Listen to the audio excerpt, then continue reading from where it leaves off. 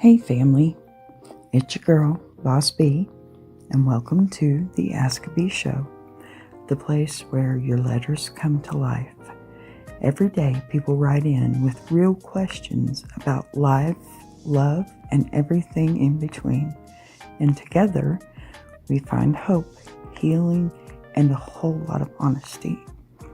Because here on Ask a Bee, we don't just talk about problems, we talk about possibilities. So grab your tea, open your heart, and let's buzz into today's letters right here on the Ask a Bee Show. How do you do? All right, y'all. Quick little note before we move into today's show. Um, Other than, hey, come join our panels right there in the ticker, any email you could ever need. I might at some time cut out. I'm okay. Don't panic. It's just, well, Ozzy, I told him he needed to stay inside. It's about to come turd floater. And y'all, I may have to air up the air mattress and go rescue him if he steps out the front door. Just saying, we got weather today, okay? So welcome back. Welcome back. I'm so happy you're here. Listen, today's show is, I want to try to make it a little bit different because this time of year, people like to take a little bit of advantage of you, especially when they know that you're good at what you do, right? Like how good I am at advertising things, like the iron sharpening iron universe that is so freaking spectacular, y'all. Get to it. Uh-huh. Now then, there's a very specific kind of exhaustion, okay, that really settles into your bones when you've spent years, maybe even decades, right, being the person who says yes before you even think about it. You know exactly what I'm talking about, okay? That's why today we're going all out. Yep. All right. That that automatic pressure, no problem. Sure. Even when it is a problem, that yeah, I can help even when you don't really have the energy to help yourself. That, of course, even when your whole spirit is screaming for a break, there's always a yes behind it, correct? And the worst part, half the people half the people you do it for don't even notice the weight you're carrying. Listen, they don't notice the juggling act behind the scenes. They don't notice the way you keep your world spinning, right? While helping keep everyone else's world from falling apart. They just call, ask, and expect because that's what happens when you're the strong one, the dependable one, the reliable one, right? The one who always shows up, even when no one shows up for you. And after a while, it wears you down until your guess stops being generosity and starts being survival. Now, that's why today's episode is more of a celebration, okay? A celebration of a word that we just don't use enough. And it's okay. We just don't think it's okay. And we weren't taught to honor that word, or that word comes with guilt at first, and then relief, and then peace once you finally realize you're allowed to use it.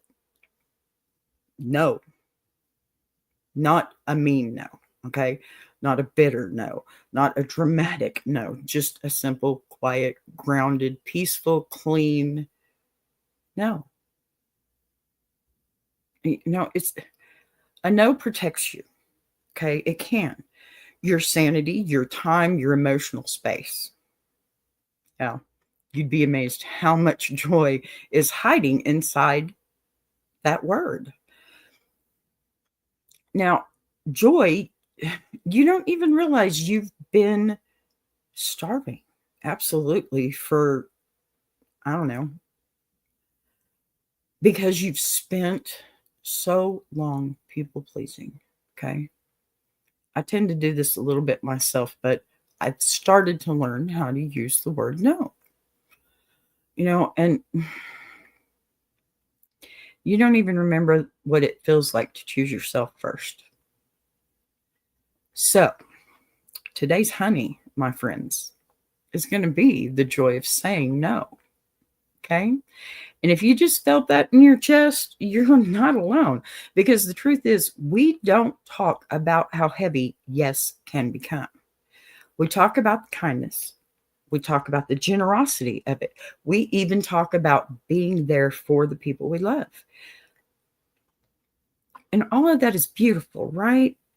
But somewhere in all that beautiful talk, people forgot to mention that being there for people, it doesn't mean being everyone's emergency plan, everyone's, emotional sponge or their transportation, babysitter, financial backup, therapist, cleanup crew,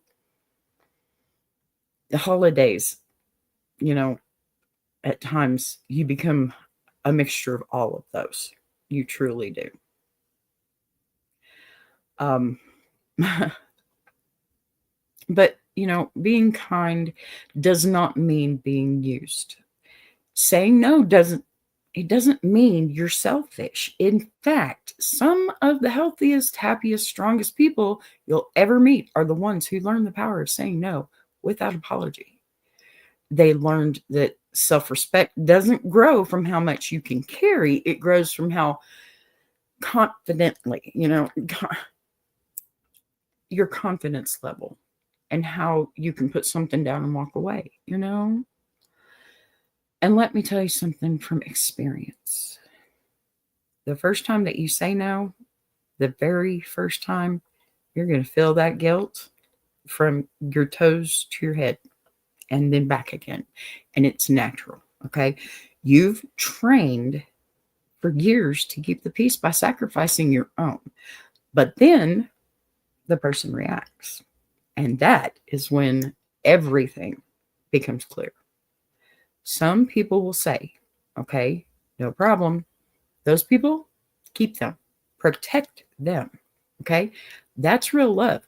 But others will act shocked, offended, inconvenienced for sure, and confused.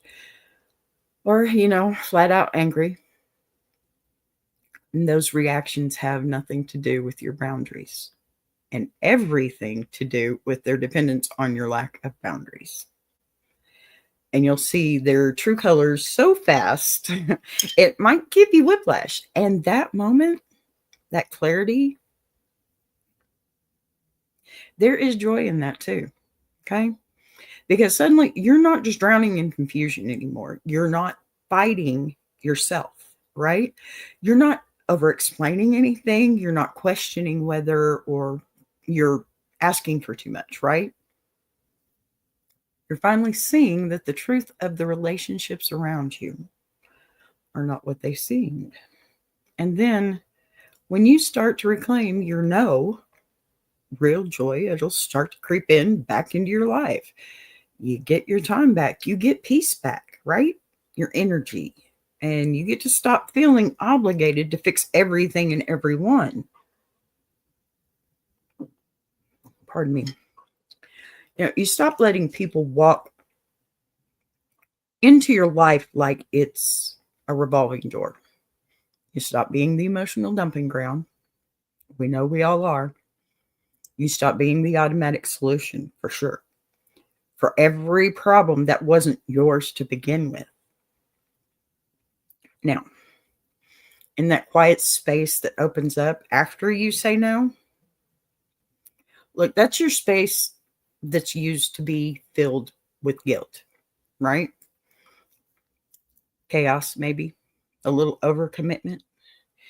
That is where joy grows from breathing room, okay? From having a moment to yourself.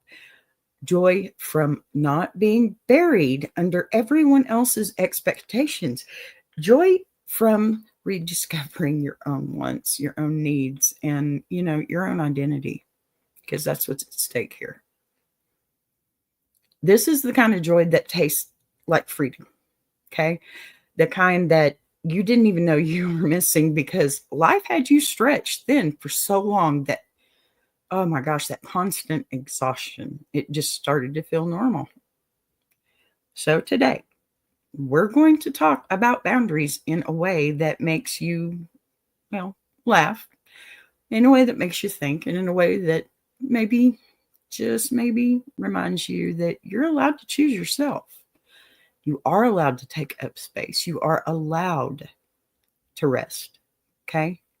You're allowed to be unavailable. And you're definitely allowed to protect the parts of yourself that everyone else has been draining dry. You know what?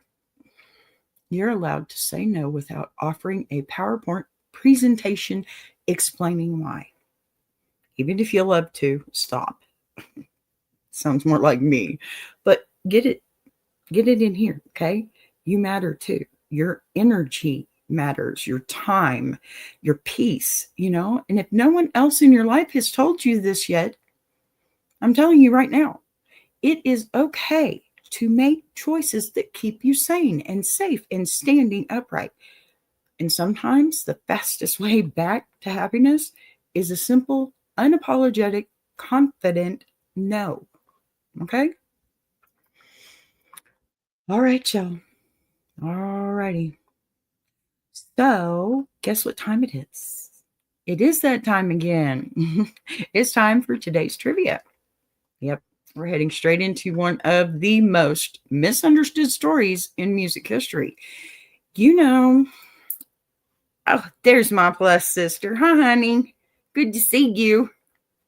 I had this one. This one, I had you in mind. I think you may know this one.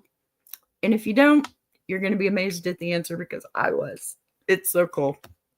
All right, y'all. You know how some songs so famous under one artist that the world forgets they didn't actually start there? Well, today's trivia is exactly one of those cases. Again, it's one of those songs that everybody thinks belongs to one face, one voice, one legend. Behind the scenes, the story goes deeper, older, and way more soulful than folks realize. Okay. This is the kind of trivia that makes you stop, rewind memory lane, and ask yourself, wait, who really owned this track first? Seriously. Because sometimes the biggest voices aren't the first voices. And sometimes the world forgets who laid the foundation before Superstar came along and blasted it into history. So today's trivia is all about giving credit where credit is due. Okay.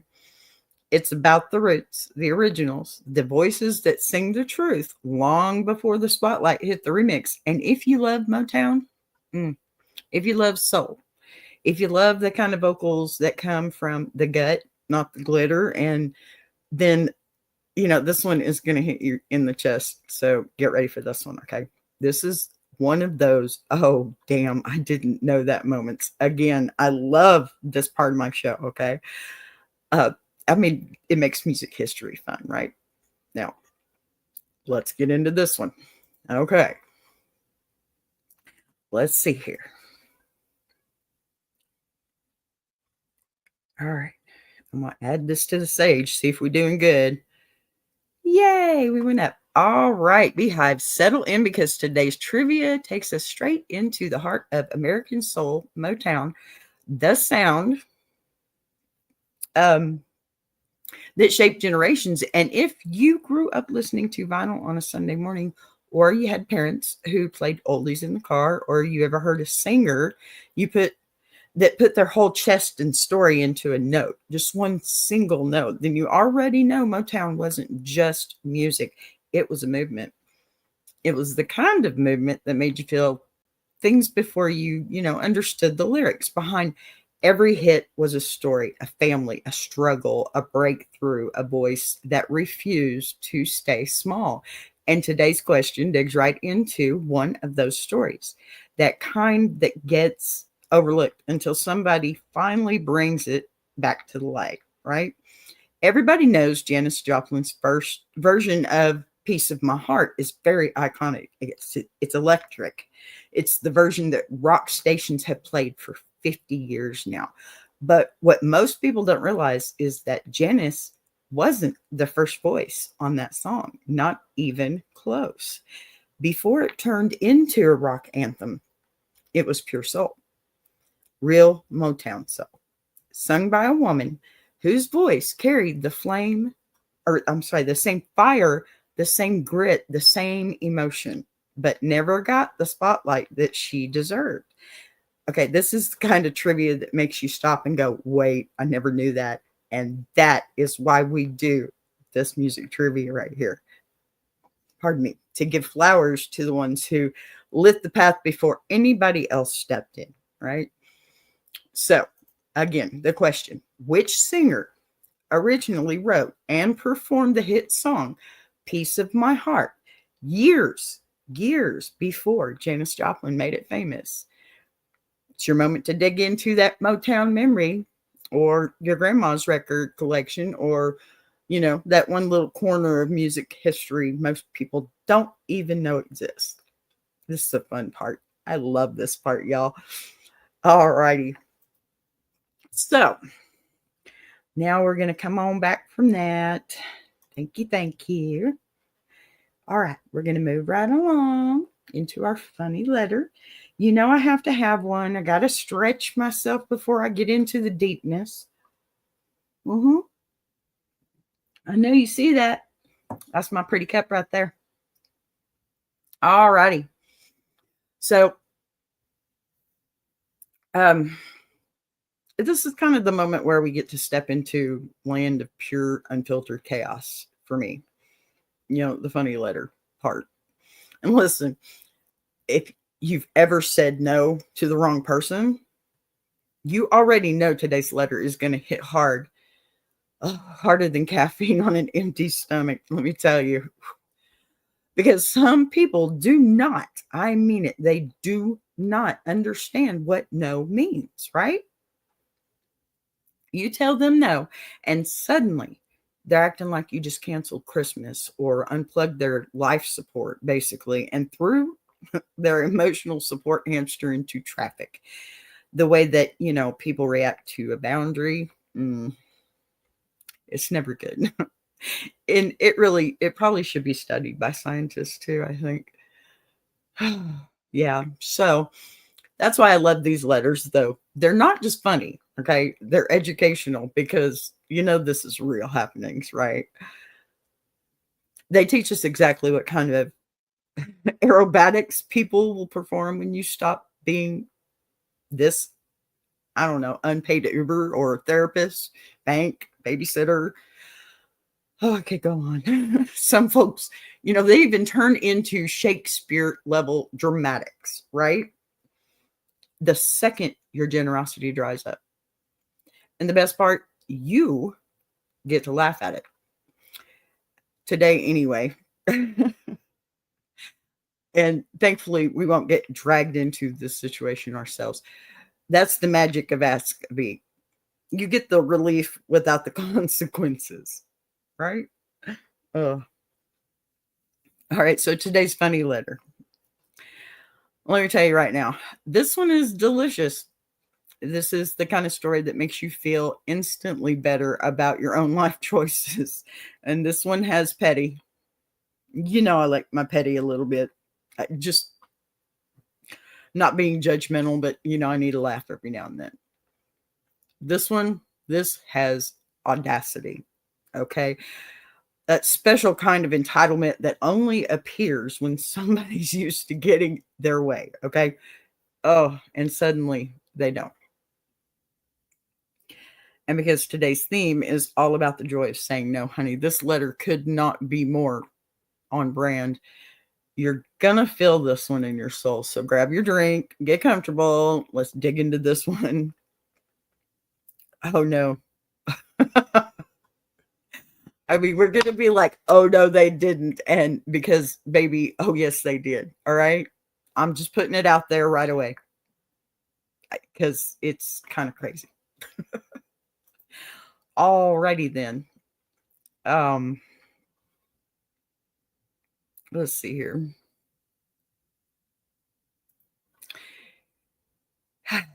B. I finally did it. I finally said no. And honestly, I think I triggered a family-wide emergency broadcast system because the way these people acted, you would have thought I unplugged life support. Let me explain. Yesterday, my cousin, the one who only calls when she needs to borrow something, never to check on my pulse. I got about 5 of those cousins, honey. Excuse me. Sends me a message at 6:12 in the morning. Not a good morning, not a hey girl. No, just do you have $200 I can borrow for a very important reason? First off, wait, whoa. Okay. Why? All right. So I'm still drooling on my pillow at 6:12 a.m. Second, her very important reasons historically include candles, hair extensions, makeup palettes, and once, I am not making this up, a tattoo deposit. So I replied with the boldest, bravest, most terrifying word I have ever sent. No. Just no. B, she lost it. Of course she did. Suddenly she had 47 emergencies. 47 in under 10 minutes. One message said she needed it for rent. The next one said her dog swallowed a sock. The next said she was stranded on the highway. And then she said she was at the ER. Then she was at the vet. Then she was at the church. Then somehow she was all 3 at once. Girl was astral projecting for sympathy. Oh my. Hi, boss. How you doing, boss man? Big Jack is in the house. Hi, Els. Good to see you, doll. Okay, so then she brought in backup. Her mama. Her mama's mama. Her mama's mama's cousin. All of them texting me like a Greek chorus. Why would you say no? She needs you. Don't you love family? One even said, Jesus would have helped her. Oh, no, you didn't. And said Jesus also told people to stop asking him for dumb things. Oh, that's what you said. And suddenly I was blocked. Oh, okay. I like this one. Long story short, B, I said no one time, and half my family is acting like I stabbed them in with a Thanksgiving turkey knife. But guess what? My bank account is safe. My peace is intact. And my cousin's dog is apparently alive and well. I think I found my new favorite word. Oh, honey. I'm so glad you found that word. All right, now. Oh, first of all, let me just say this right out loud. Sometimes the universe sends you a letter not to test your moral compass, but to remind you that some people truly have Olympic level audacity. Elle said, I think we all have a cousin who always needs to borrow something. Amen. Amen. And I mean, all the time, right? Goodness. So the writer of this letter, baby, you know what? I don't know what vitamins they're taking, but the confidence must be 1,200 milligrams a tablet because you don't ask a grown adult to come get my kids because I overslept. Okay. Like, okay, that's a standard setting on anybody's morning routine. This is what happens when you've been the dependable one for so long. Okay. That people start thinking you're on call service. They forget you have a life. They forget you have responsibilities. They even forget you don't sit by the door waiting like Batman ready to swoop in on demand, right? The best part, okay? When you finally say no, they act like you've committed a federal crime on Thanksgiving morning. Let me break this down for you just a little bit, okay? If you oversleep, that's between you, your pillow, and your alarm clock. But the moment you drag someone else into your chaos, that's when the no turns into a full sentence with punctuation. Okay. Because let's be honest, we've all been there. Someone calls us in panic mode because they didn't set their life up correctly. And somehow we become the solution. And the look on their face when we finally hit them with a no, I actually can't do that today. Who? You'd think we told them we sold their car or their house, or, their whole spirit just leaves their body. You can see it right in front of you. They need time to reboot. Okay. Meanwhile, you're sitting there like, I simply declined your self-inflicted crisis. You will live. Okay. Here's the joy. And this is what today's theme is about, I think. When you say no to these kinds of requests, you're not being mean. Okay. You're being fair. You're setting the record straight. You're reminding them that you're a person, not a utility, not a tool. Okay. And the funniest part about that, the absolute comedy of it all. Once you say no a couple of times, they'll miraculously start figuring things out. Suddenly they can wake up on time, or remember they have a spouse, or, suddenly they discover this magic ancient invention called planning. And you get to watch this evolution from the comfort of your sofa. And watch it like it's a National Geographic documentary. Observe the human in its natural habitat, learning to solve its own problems for the first time. It's beautiful. It is. So, to the writer of this letter, I say this with total love, humor, and a sprinkle of, I don't know, seasoning. You didn't do anything wrong by saying no. Okay. In fact, you did them a favor. You taught them how to handle their own morning meltdown without dragging you into it. And if anyone tries to guilt you for protecting your time, hit them with today's magic phrase. No, but thank you for asking. It's simple. That's it. That's the move. That's the joy. Because every time you say no to someone else's chaos, you're saying yes to your own peace. Okay. That's the word of the day. There's your honey. And I promise you that peace feels good. Absolutely. All righty. My goodness. My goodness. I hope you find that peace, because you know what? I'm probably just on the outskirts of starting that. I have said no a few times now, and I have needed to say no a few times more. But when it's our kids, it's hard. It's really hard. You don't want to tell your kid no. Even if he's an adult, you don't want to tell him no, or she. I love my kids and I want to do everything I can for them. And then, you know what? Yep, there you go. No, thank you for asking. That's right. It's hard to tell them no, especially, see, I have my first grandchild now, and I love my kids, and I don't say no because of my grandchild. Okay. It's hard on me. It is. But I'm making that choice not to say no. There are times I have said no when it came to her, like if they needed a sitter, and well, I just couldn't. I've had to say no. So I know I can, but I don't always want to. See, Els says, some people try to interrupt God's peace in you. Amen. That is so true.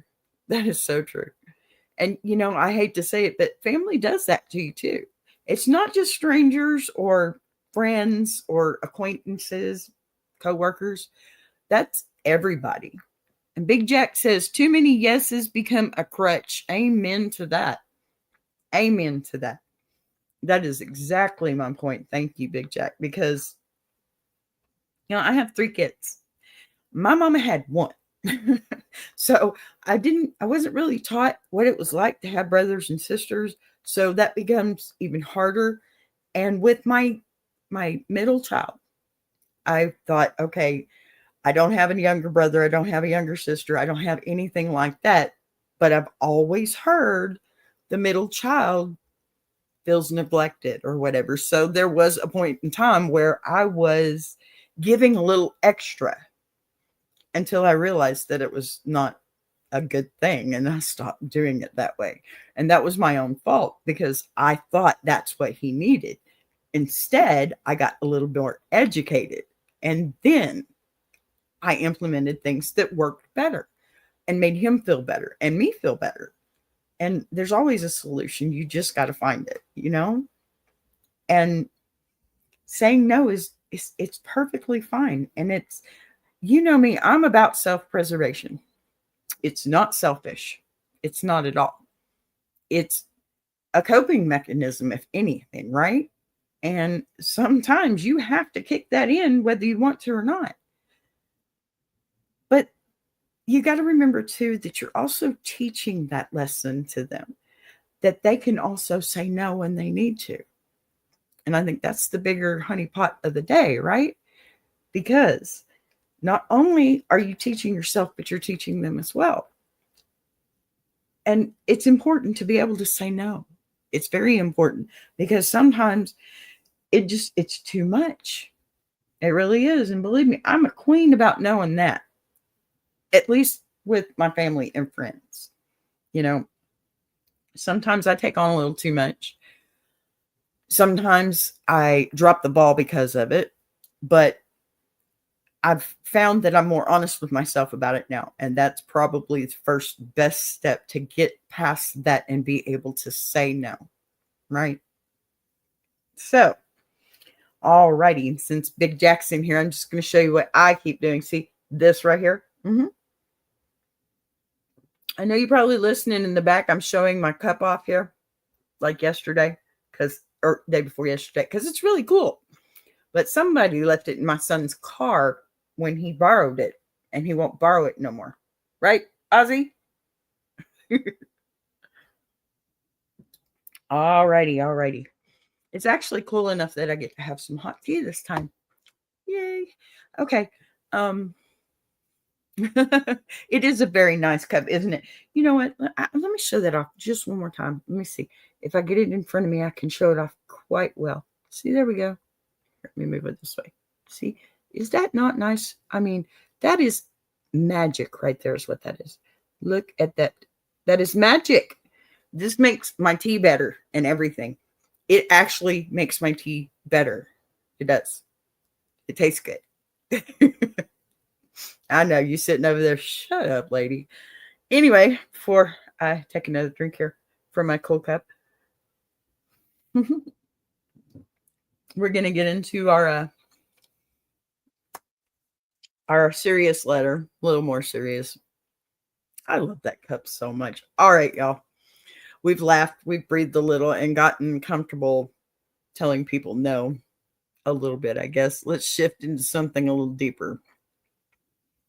Because behind every boundary, behind every single moment you finally choose it yourself, there's always a story.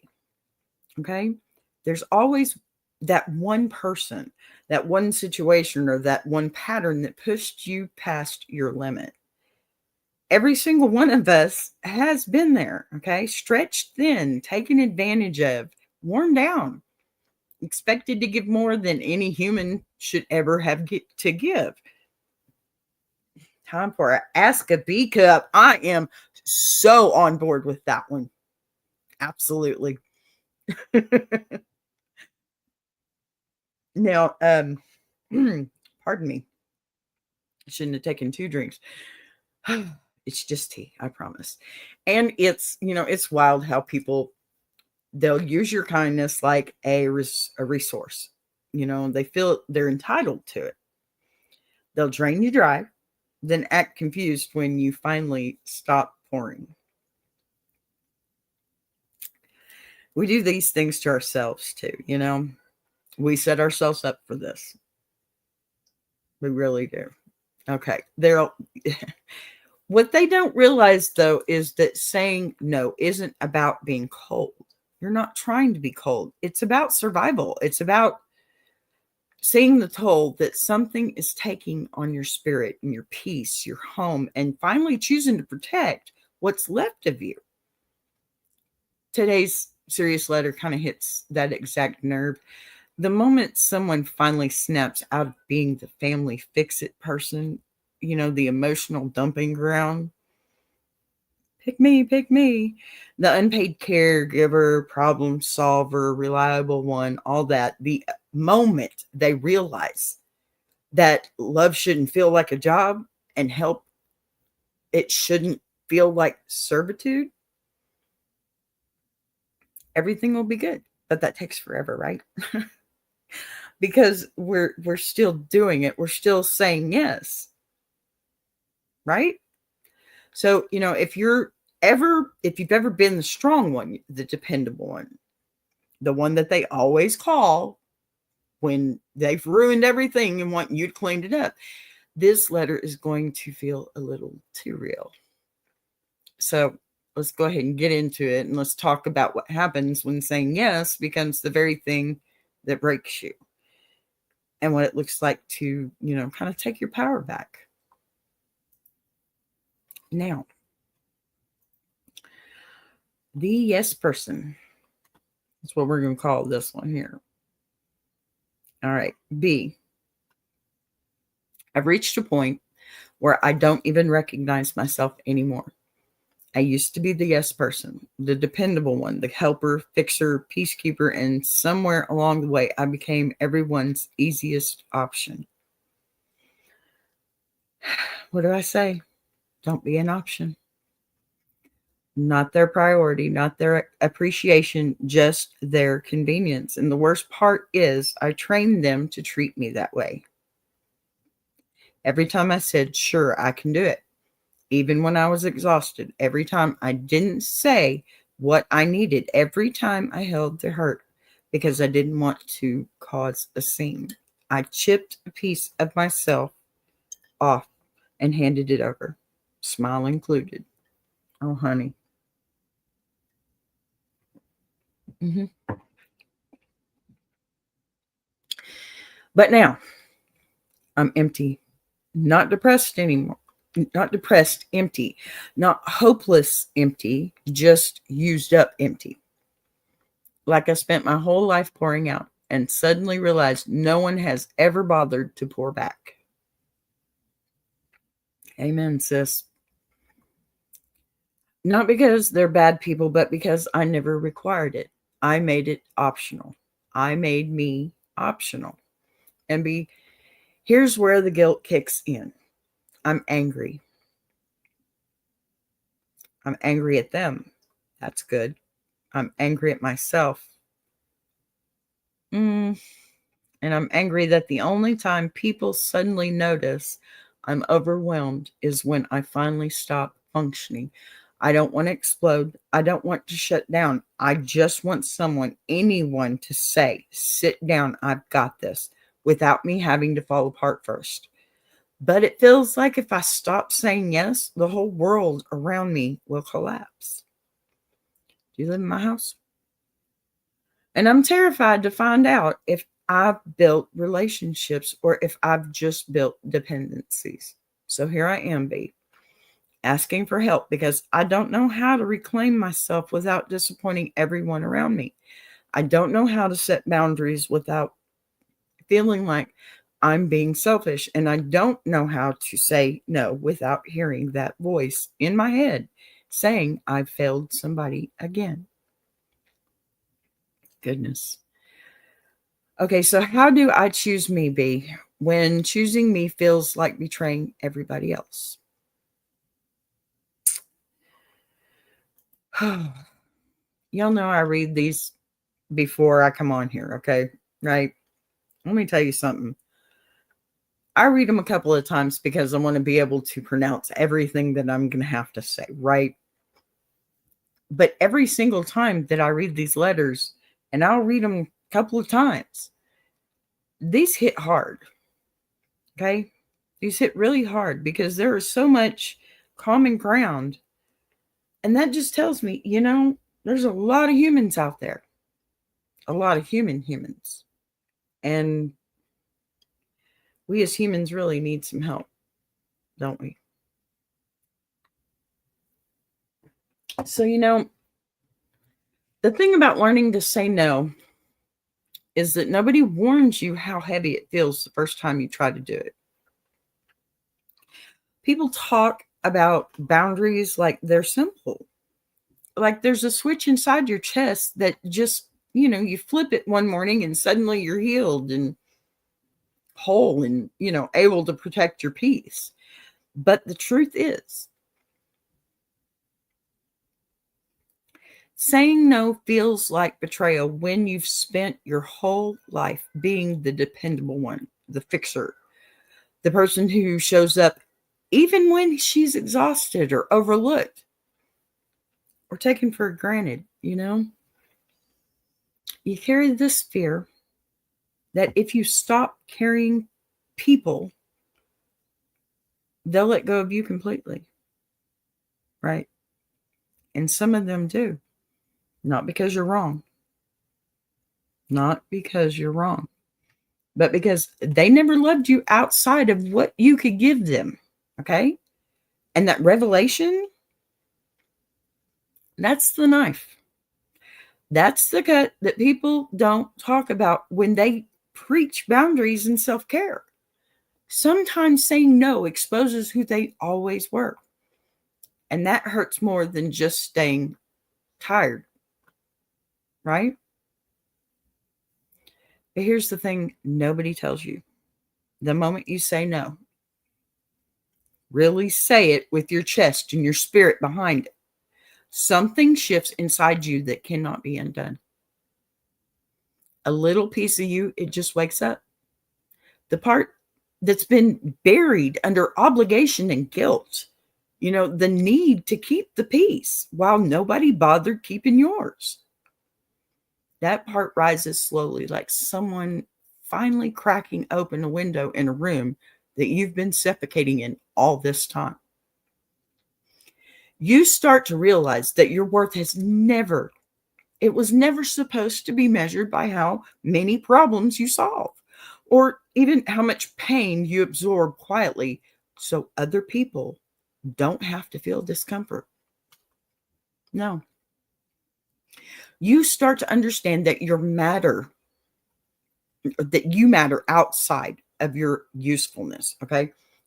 It's not magical. It's messy and emotional and sometimes downright ugly, right? So it is transformation though, okay? And once that transformation starts, even if it's just a flicker, just teeny tiny flicker, you can't unknow it.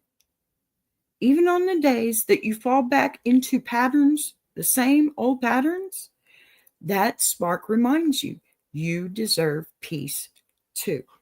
Okay?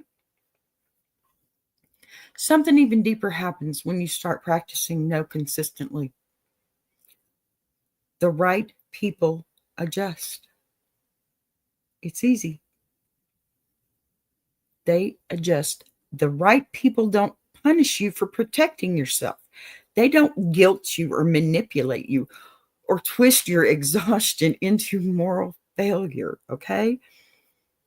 The right people say, I understand. Or, hey, you know what? Take your time. Or even, thank you for telling me what you need. Okay? Those responses, they're going to feel foreign at first, of course, at first. But because you're used to bracing for impact every time you advocate for yourself, it's going to hurt a little bit. But eventually, you learn that love isn't proven by sacrifice. It's proven by reciprocating. And suddenly that boundary you were terrified to enforce becomes the filter that reveals who should have never been in your life and who was sent to stay. You stop begging for scraps. Don't beg for scraps of understanding from the people who only call when they need something, okay? You stop over explaining yourself to people committed to misunderstanding you. You stop shrinking because someone else benefits from you staying small. It's not love. That's not even friendship. And the last truth,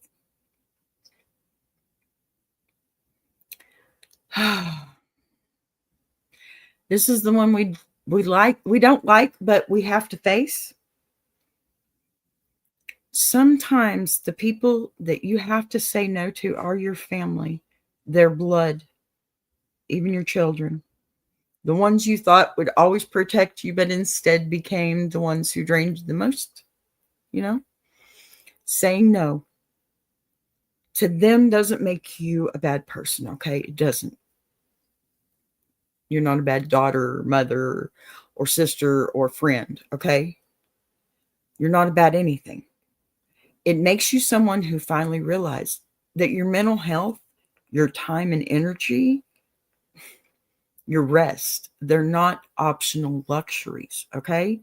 They are your foundation. And if your foundation is always cracked, because you're carrying everybody else's weight, come on, y'all, then you will never build anything stable for yourself. Sometimes the most loving thing that you can do for your future self and for the family you do choose is to stop setting fire to your own life to keep someone else warm. This is your answer, okay? This is a real answer. Saying no is not selfish. It's self-rescue. And anybody who gets angry at you for saving your own life was never planning on helping you to live it anyway. All right? Sorry if I sound a little heated on that one, but I can't say I just learned this one, but we all learn this one, right? I think we do. Notice how I turn that cup perfectly every time. Mm-hmm. I'm going to do that for a while, at least until I get my Ask-A-Bee cup. All right, y'all.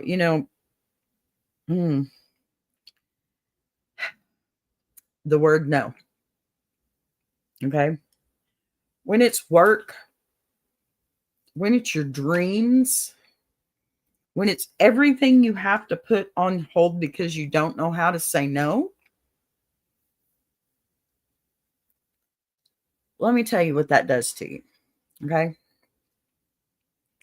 That tells you no, B, don't start a YouTube just yet. No, you don't have time for that. You got all these things to do. No, I'm sorry. I'm chasing my dream. It's right here. It's become a part of a lot of other people's dreams. And that's made it one great, big, beautiful dream. So, no. Thank you. I love what I do here. What I said yes to is more self-preservation than anything I said no to, right? Because I was able to say no to the things that were stopping me from doing what I wanted to do, I got online. I made that first video. And here I am. Ask-A-Bee once a day, 6 days a week. And I'm loving it. I'm having a blast. This is what happens when you say no. I'm living proof here. You can do this. You've just got to put your 2 feet down and start walking forward. Because that's the only way you have to go. Don't you dare start walking backwards because it doesn't help you. Forward is the way to go. It's the only way to go. I've heard Big Jack say something similar to this. Mountains and valleys. Got to get through the valley, right? My dad used to tell me, you are on an uphill climb and you are almost to the top. You're ready to coast down the other side. Same concept. You know what? Wise men, both of them. I'm telling you, do for you too. There's balance. You just have to find it. And I think that's one of our biggest problems nowadays. And that's true for anybody, young, old, female, male. I don't do pronouns, sorry. I'm not trying to be offensive, but you know what I'm saying. Anybody, everybody, all bodies, okay, have to go through this because sometimes, like when you first get into a relationship, your first date, you're trying to impress them. So you're doing all this extra, right? Second date, hey, we got a second date. I don't have to impress as much, but I still got to impress, right? Because I don't got the ring yet, right? No, moving right along. And then somewhere down the line, all those neat little extras, and that person is like, well, you used to. Don't give them a reason to say you used to. Be genuine. Be you. Don't be the extra that puts you in the situation to where you can't say no, right? All right.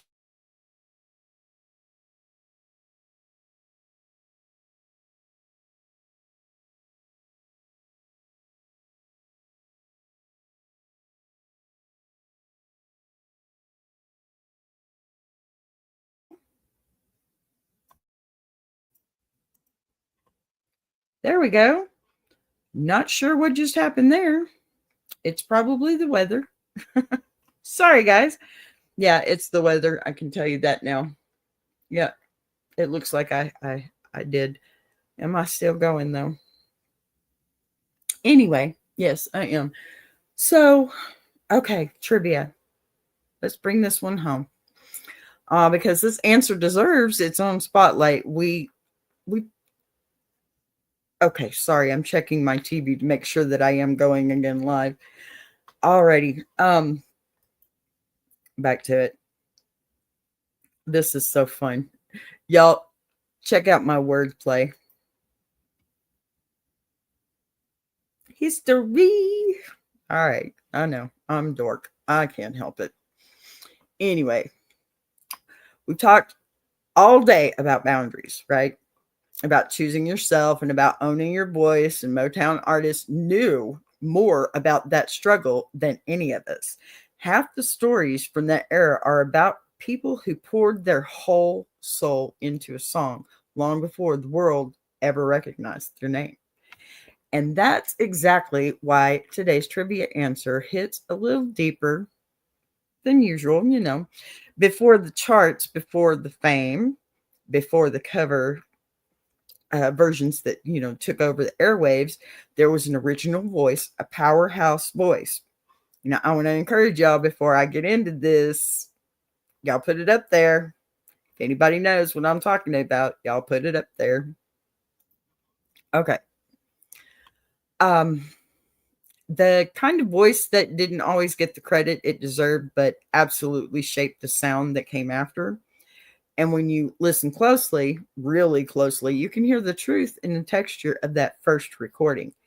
You can feel the roots of the song before it ever became iconic. So let's take a moment, breathe, settle in, and shine a little light on the woman who carried that melody first, because today's answer belongs to someone whose legacy deserves to be said out loud.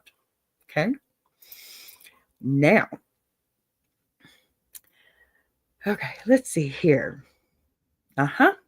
Irma Franklin recorded Piece of My Heart in 1967, a full year before Janis made it explode. And her version is nothing like the rock version most people know.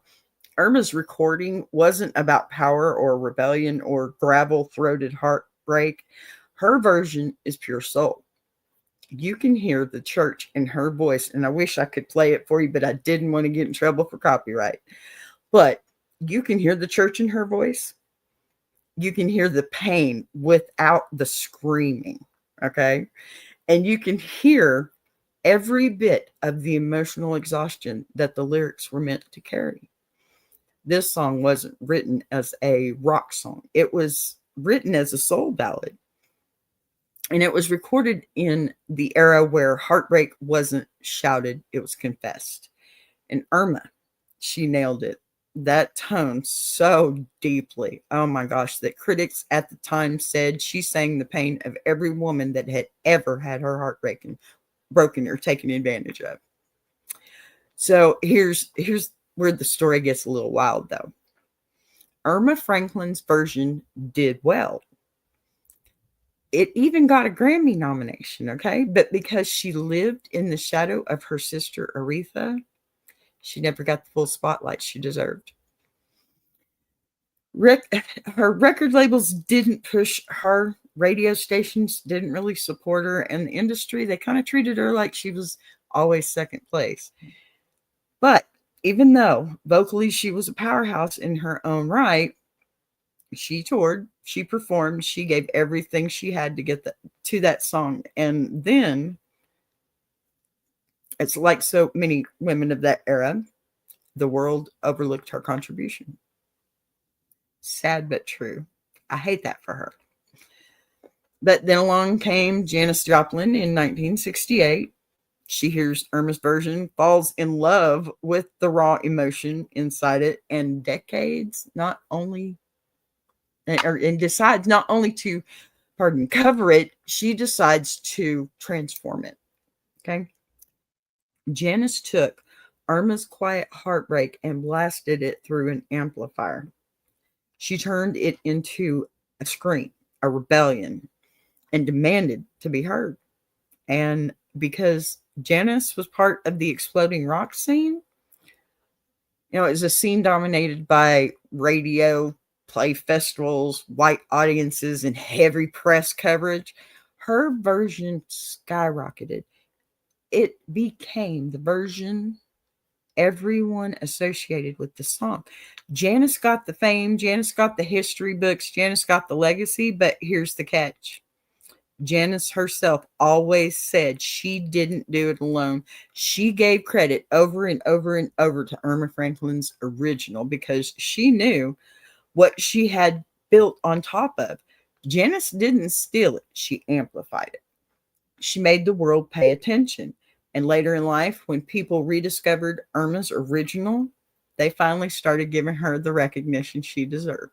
The money, the royalties, the respect, it all came late in her life, but it came because Janis unintentionally sent the world back to Irma.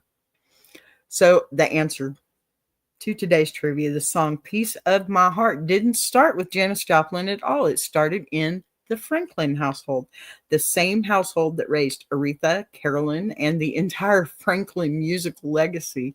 It started with the soulful woman named Irma Franklin, who poured her heart into a microphone long before rock ever touched it. And if you never heard of her version, oh, please do me a favor, go listen, okay?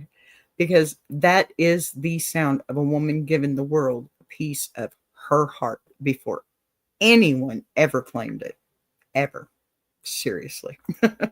I mean, it is, I love my music history, y'all. All right, let's get me back up here. Silly me, silly me. All righty. So, here we are at the end of the show yet again. Before we close out today's episode, I just want to pull everything we just talked about into a last moment of clarity. Today wasn't just about saying no. It wasn't just about boundaries or family drama or even people who treat your time like it grows on trees. Okay. Today was about something much deeper. Remembering that your life and peace and your energy and time, your mental stability, honey, all of that is precious. And too many of us go our entire lives handing those things away like they don't cost us anything, right? Every yes that you force out of guilt, every favor you agree to because you don't want a fight, every task you take on because no one else will, that chips away at you piece by piece until you're running on fumes and wondering why you feel invisible in a life you're constantly overworking to maintain, right? And for so many people listening right now, that's been the norm for years, maybe decades. So today was about something happier, not happy like sunshine and rainbows, but happy like relief. Okay. Happy like breathing again. Happy like family dropping a burden you've been dragging behind you for so long that you forgot it wasn't supposed to be there. That's the kind of happiness people don't talk about enough. The happiness that comes from taking your life back one boundary at a time. And I know some of you felt that today. I felt that today. Sometimes the joy comes from the tiniest shift, right? Realizing that you don't have to save everyone. You don't have to fix everything. And you most certainly don't have to be the default helper for people who never show up for you the same way. There'll be the option. And yes, it's uncomfortable at first. People will react. Nothing good is ever easy. Some won't like your new normal. But here's the truth you can't ignore. The people who get angry when you say no are the ones who are benefiting from you saying yes. Okay? There comes a point where you look at your life, your responsibilities, your exhaustion, and you decide that you matter too. Your schedule, it matters. Your rest, it matters. Okay? Happiness, boundaries, they all matter. And that tiny shift, that one moment where you say, no, not today, not this time. Thank you for asking. That's the moment your whole direction will change. So if today's show gave you even a spark of permission, a tiny nudge, maybe a reminder that you don't have to carry everybody's everything, then that's the joy I want you to walk away with. Because the more you practice, the easier it becomes. The lighter you feel, the stronger you get. And the people who, oh my goodness, that was some thunder. And the people who are meant to stay in your life, they adjust, they respect it, they adapt to the new version of you, the version who doesn't fold under pressure anymore. So, as we head into the final moments of today's episode, just hold on to that little piece of power you reclaimed today. Let it sit with you, okay? Let it grow. Let it remind you that your life is not a checking account for everyone else to withdraw from. It's yours, your time, your energy, your peace. And today took a piece of it back, okay? And that is worth celebrating. So as we close out Ask a Bee today, this episode was called The Joy of Saying No, okay? I want you to take a breath and sit with everything you felt today because if you're like most people, you've spent years, maybe decades, giving every single part of yourself away until there is nothing left but exhaustion. You've said yes, even when you were tired. Yes, when you were hurting. Yes, when you were overwhelmed. And you know what? Yes, when you were buried under your own responsibilities. And the people around you got so comfortable with your yes that your no started to feel like a betrayal. But that's not your failure. Okay? That's not yours. That's theirs.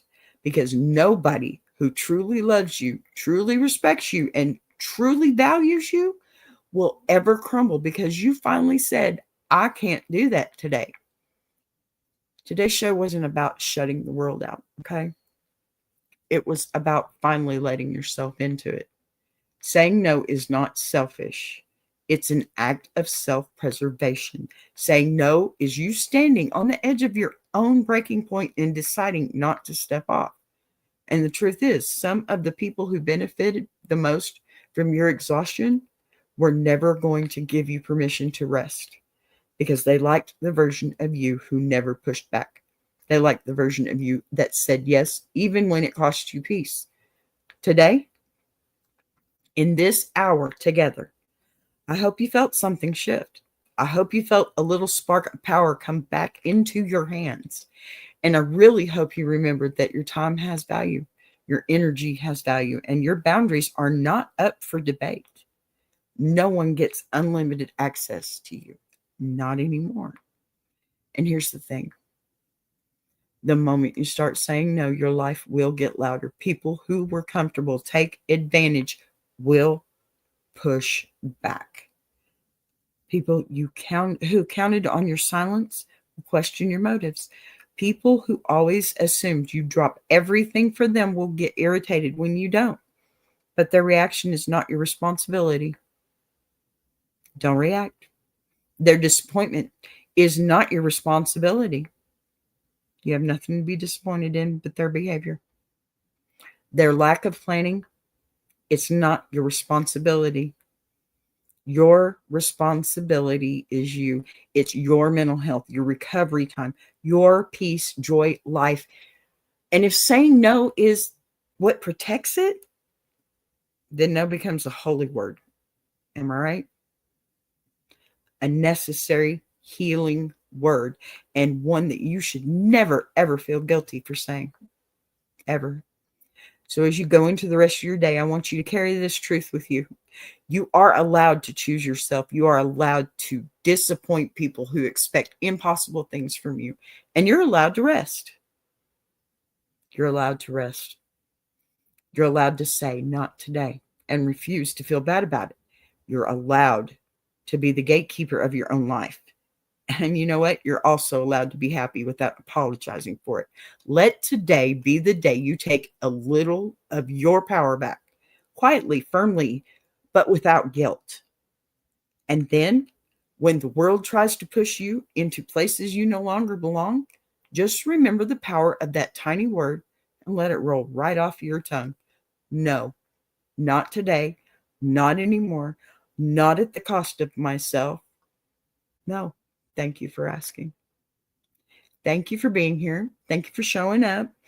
Thank you for trusting me with your stories and your time. This has been Ask a Bee, and today we learned that saying no is one of the most loving things you can do for yourself. I'll see you tomorrow. Until then, protect your peace, honor your energy, and remember, you are worthy. Absolutely. Even when you say nothing but no. Thank you so much, Tuber Chat. Hey, thank you. Thank you. All right, y'all. I'm out of here. I made it. The weather didn't take me. I got to go check on Ozzy. I hope he didn't go outside. Love y'all. Bye.